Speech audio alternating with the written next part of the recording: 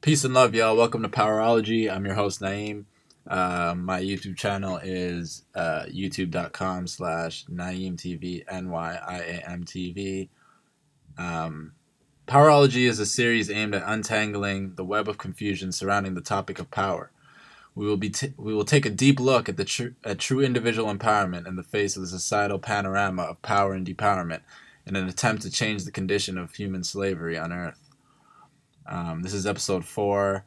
If you haven't been following along, feel free to jump back and check out some of the past installments. We'll be carrying on from where we left off in episode 3.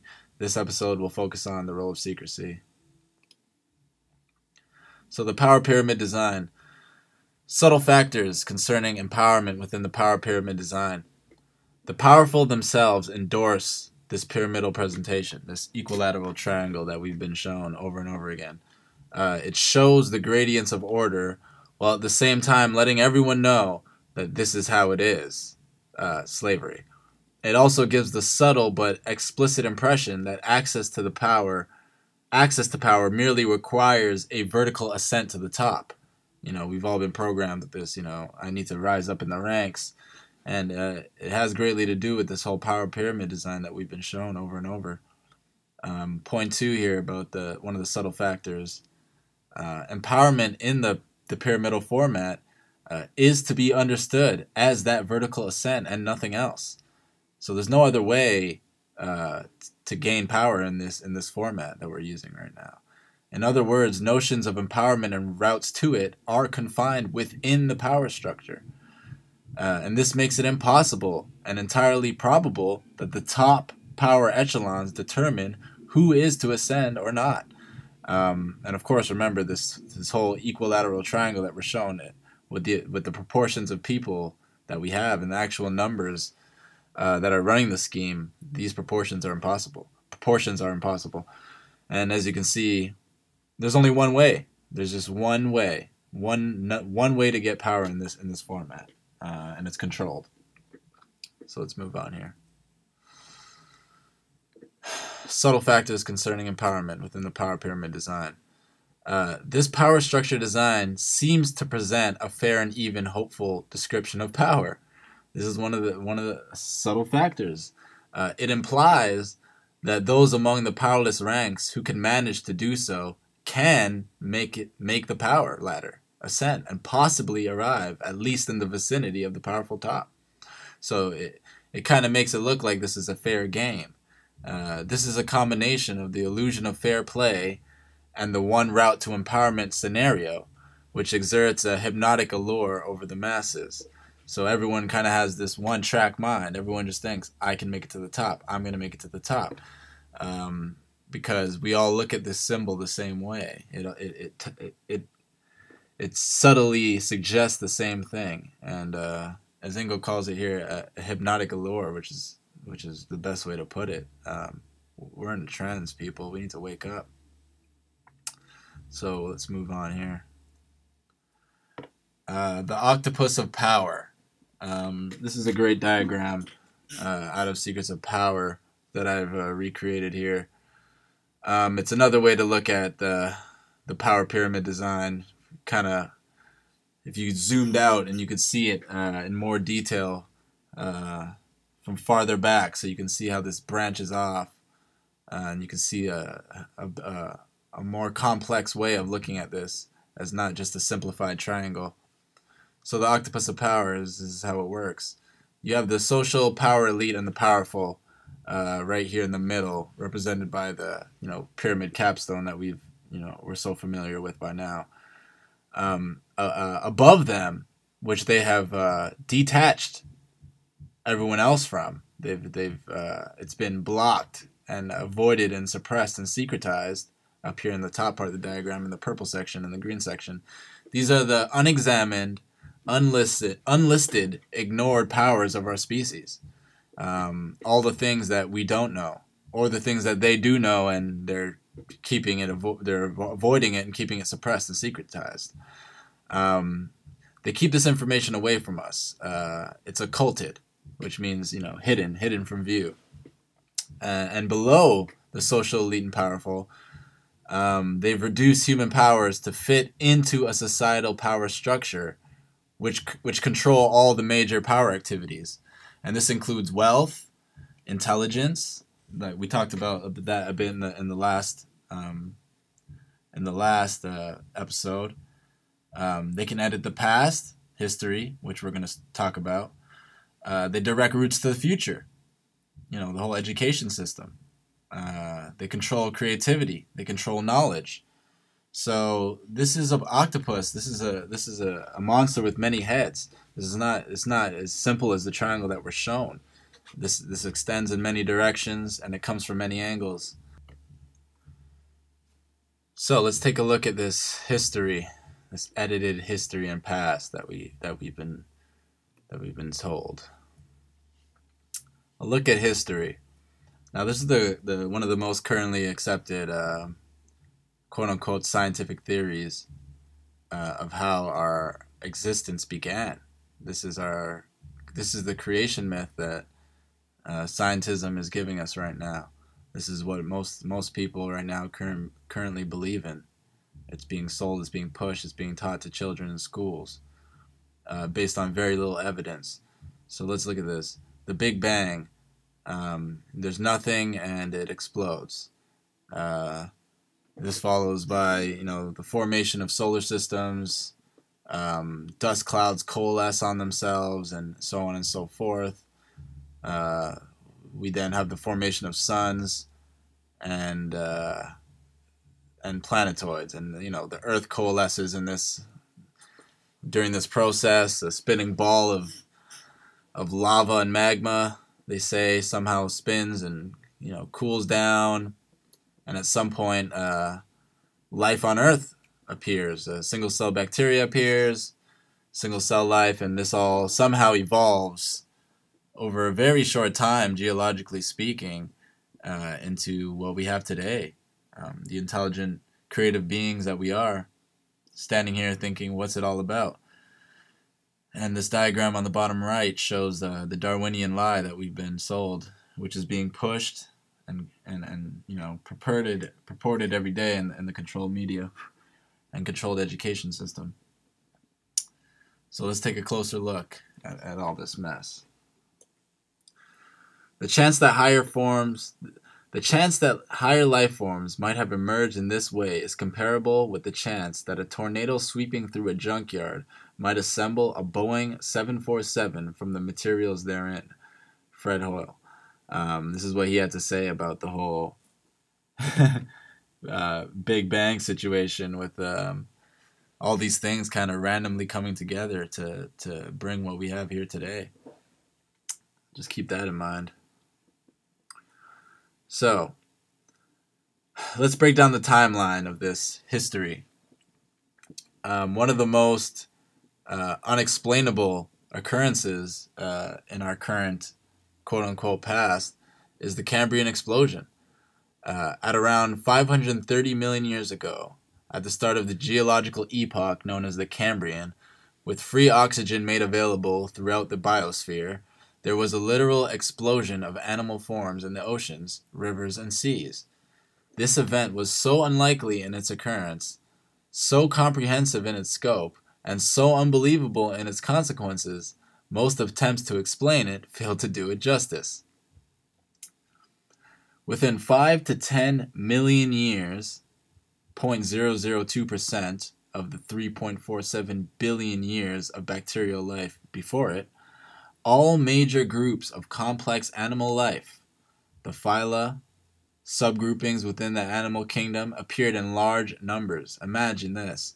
All 26 animal phyla, including the entire spectrum of invertebrate life, sponges, brachiopods, arthropods, mollusks, along with the spineless chordates and the same phylum as vertebrates, all of it came in that nuclear level explosion of life forms in the Cambrian. So they want to tell us that 4.5 billion years ago, Earth forms. And then for another 500 million years, it coalesces and forms. And then at 4 billion years, we have the prokaryotes. Two types appear, two types of life appear. So the first life to appear is already in two types. So we already have there's already a problem here. But let's keep going. So the prokaryotes appear. These have a cell membrane, a cell wall. They got ribosomes. They got chromosomal DNA. All that, a flagellum, all already fully developed. Somehow these just appear like this. Then at 2 billion years ago, the eukaryotes appear. And these are even more complex than the prokaryotes. These have a nucleus, much more complex than the ones that came just 2 billion years prior. And then the Cambrian explosion happens at 0.530 billion years ago. All these fish, all the phyla, the same ones we have today, all appear out of nowhere. They're in the fossil record, in their fossil record. So this is by quote unquote science's findings. So they can't even explain how this happened. So, but anyway, let's continue. This is still accepted as human history, as you can see here in the Hollywood film Lucy from 2014. These are the first couple. These are actually the first couple visuals that you see in the movie. This is how this is subliminally pushed to you. It starts with what looks like a eukaryote type life. A complex cell. Single cell organism which has a nucleus. It looks like DNA or something in the middle. It cuts to scene 2 and you have it dividing. 3, it divides again, and then what do you have? The fourth visual they give you is a monkey, an ape. They show and then followed by the busy city streets. So they kind of subliminally fast forwarded you through their whole evolutionary history that we've been told. And it's still pushed. This is pushed thoroughly, subliminally. Not many people who watch this would really understand that these simple images really reinforce this whole system, this whole belief. So currently accepted human history. Technically, humans are in a class of mammals and the order of primates, along with lemurs, tarsiers, marmosets, monkeys, and apes. We are further distinguished as a family called hominoids because we habitually move upright on our hind limbs. Darwinism says all hominids and primates descended from a common ancestor that lived 20 million years ago in the Mycenaean era. This era produced a surprising number of mammals called Mycenaean apes, ranging from small, cat-like creatures up to an 8 to 9 foot tall, 700-pound ground ape known as Gigantopithecus. 8 million years ago, there was a group that branched off and experienced profound change in geography and climate in the African Rift Valley, causing the moist tree-filled areas to dry up in the eastern horn, leaving no choice but to move into the new savanna as upright gatherer-scavengers who radically diverged from their parent stock and cousins on the other side of the valley. In the west, the common ancestor apes continued to evolve, turning into arboreal chimps, baboons, and gorillas. So, if you didn't know what the current quote-unquote scientific paradigm is on human history, the one that's being sold and taught in schools, is this, that, in the Mycenaean era, about, we have some common ancestor 20 million years ago that lived in the Mycenaean era, that, we go back to these apes that were produced in this era, and there was some kind of group that branched off and experienced a change in environment and geography and had to change their lifestyle, and that's what made us the way we are. They're saying that we broke off from these apes and chimps, and just because of our environment and the conditions we were put in, we evolved to what we are today. And of course they give you all these little diagrams and pictures, even though they have no skeletons or actual evidence to fill in all these gaps, which we'll cover shortly. So let's look at this pre-human fossil record and the quote-unquote missing link. The most recent Mycenaean ape fossil has been dated at 8.5 million years ago. This is when I did this research. This could be there could be new quote-unquote findings. So, keep that in mind. The first fully upright hominids appear by 3.5 million years ago. The 5 million years between provides us with virtually no pre-human or pre-ape fossils in the record. This reveals almost nothing about how early ape and or pre-humans might have evolved from presumably down on all fours ground-dwelling Mycenaean apes. So we have this huge gap of time of 5 million years where they say, these apes and chimps down on all fours somehow started, upright walking, and we're a part of them. And there's not anything to really support this. There's no evidence to support this.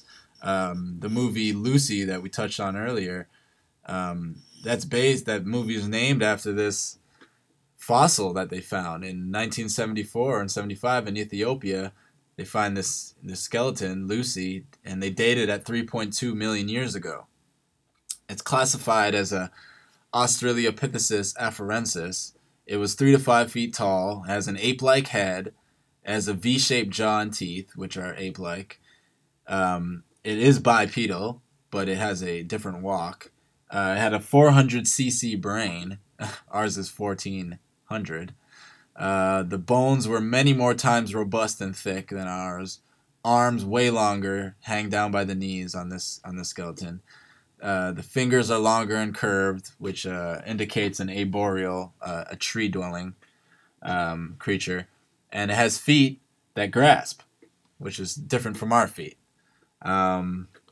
So these skeletons that were being told our ancestors, and they even say they found a new and recently human-like fossil found, human-like skeleton found. Thing looks like an ape, if you ask me. There's no missing link has been found, ladies and gentlemen. There's no missing link. These things that they keep showing us are not us. These are chimps and apes, not pre-humans. And then you have the DNA evidence, which is their own. This is their own system of DNA. This is using science to debunk quote-unquote science. These theories have to go, folks.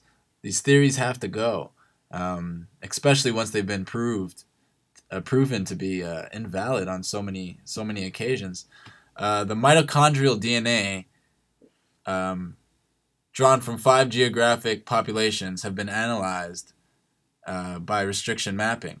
All these mitochondrial DNAs stem from one woman who is postulated to have lived about 200,000 years ago, probably in Africa. And this was in Newsweek. Here's the cover: The Search for Adam and Eve. Scientists explore a controversial theory about man's origins. And mitochondrial DNA and human evolution appeared in the January 1st, 1987 issue of Nature. So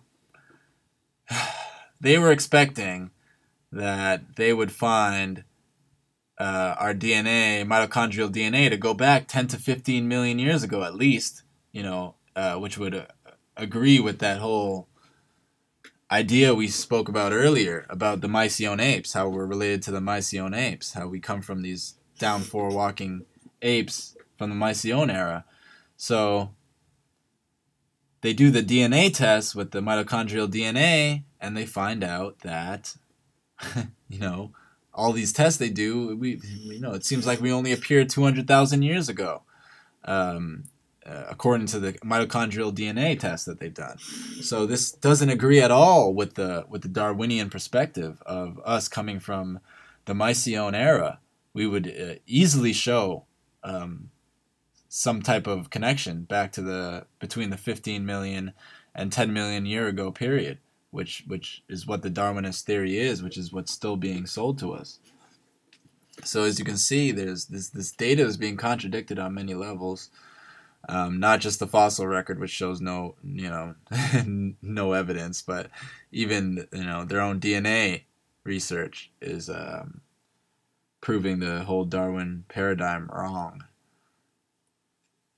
So that was a little look at some of this quote-unquote history that we shouldn't be believing in until we really find out, through true confirmation and empirical observations, what we can confirm. We shouldn't be allowing these ideas to form our realities, because we have to understand we are in this artifice. We are in this illusory reality that's been created through these power structures. So the great antiquity of power. How far back does this go?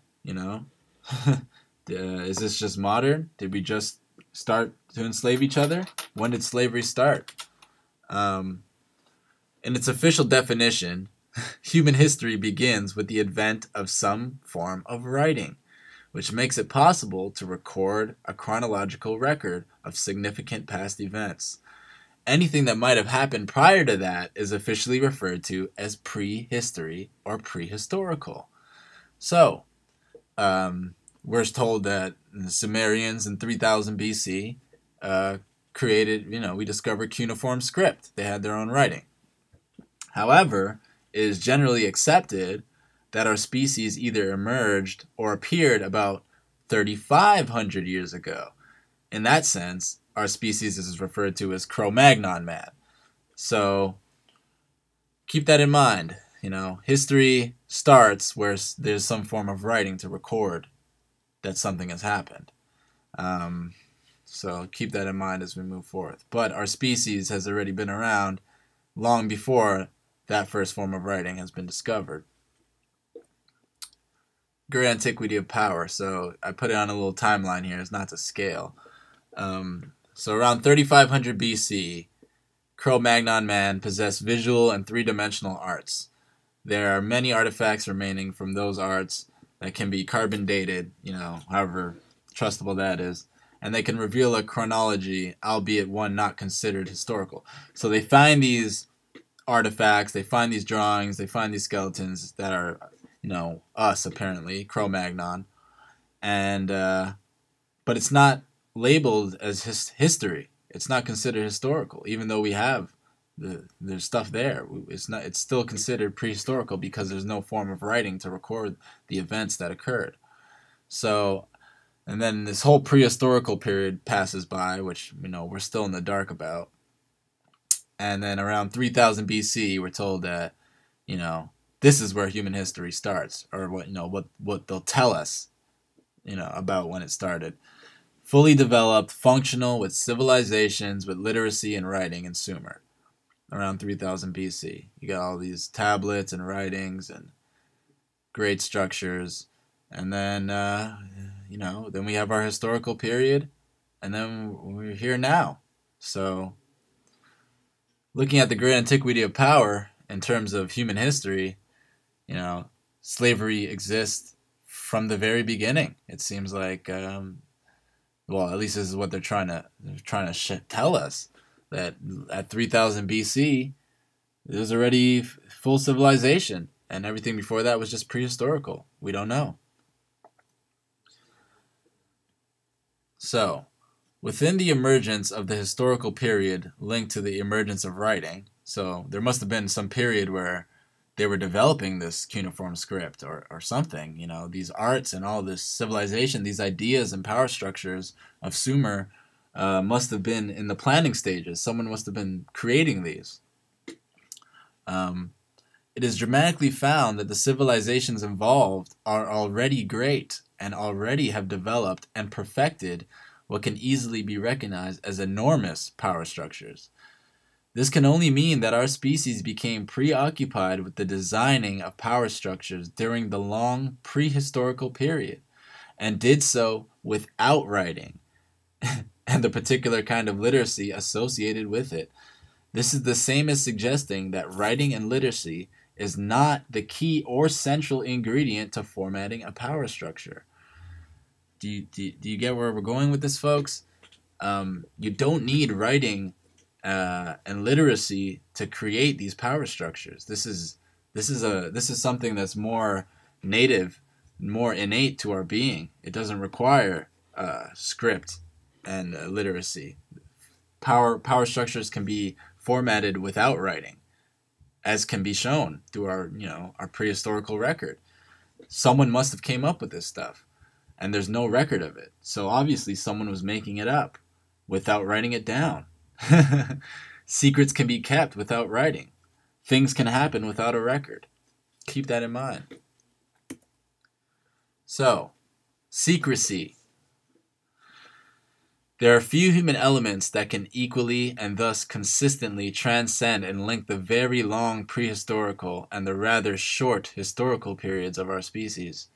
But certainly, the factor of secrecy is one of those elements, largely because secrecy can be conducted behind the scenes of writing and literacy, and even in their total absence. And indeed, it is quite probable that writing and literacy can be secretly managed on behalf of this or that power structure. Pardon me. So what Ingo is saying here is basically that there's not many things that we can project into the past and project onto ancient civilizations, because we're modern, we're different. We don't believe the same things they believe. We don't live the same way they live. So it would be inappropriate to project our beliefs and our ways of thinking back then. But what he's pointing out is that secrecy is one of those things that can be linked back between our short historical period and the long prehistorical period, because secrecy can be conducted without writing and literacy. And it's probable that writing and literacy can be managed on behalf of this or that power structure, which we've already covered in the earlier episodes. We've been given this language. The definitions of our words are changed and tampered. We've been given only a certain amount of tools to express ourselves. And so clearly, writing and literacy can be managed secretly. So the nature of secrecy. We're going to go through some definitions of secrecy just to make it very clear what we're talking about here. Secrecy, something kept hidden, something kept from the knowledge of others or shared only confidentially with a few. Something constructed so as to elude observation or detection. Something revealed only to the initiated. Working with hidden aims or methods. Remote from human frequentation or notice. Something kept unexplained. Something hidden but taken to be a specific or key to a desired end. Something done or achieved without attracting attention. Action or behavior done with stealth, artful deception, or with skillful avoidance of detection and in violation of usage, law, authority, or established knowledge. The habit or practice of keeping secrets or maintaining privacy and concealment. So as you can see, there's many aspects of secrecy. Some of the interesting definitions are something kept unexplained. Secrets include things that are unexplained. You can observe things in life and think that it's just unexplained, that no one knows the answer, when really it's just a secret. It's being kept unexplained. Things that are just remote from your frequentation or notice. Things revealed only to the initiated. Things like this. Secrecy. These can be done without writing, without literacy, without a record. The nature of secrecy. Writing and literacy is not the key or central ingredient to formatting a power structure.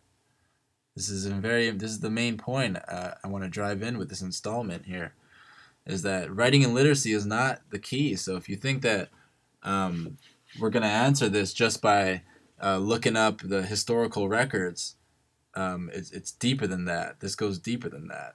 This involves secrecy. It seems quite likely that our species, either as Homo sapiens or as Cro-Magnon man, understood elements of secrecy from the get-go, 3,500 years ago, and also grokked what secrecy was opportune that that secrecy was opportune for designing power structures.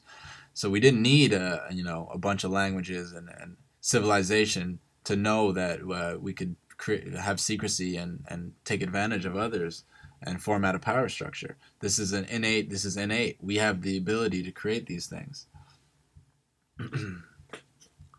Probably from the beginning, from what we know, what they claim to know as our history, what we've been sold as our prehistorical, our human history. So the nature of secrecy. Once again, writing and literacy is not the key or essential ingredient to formatting a power structure. We have this 3500 BC followed by a huge prehistorical period, and then out of nowhere we have civilization with Sumer.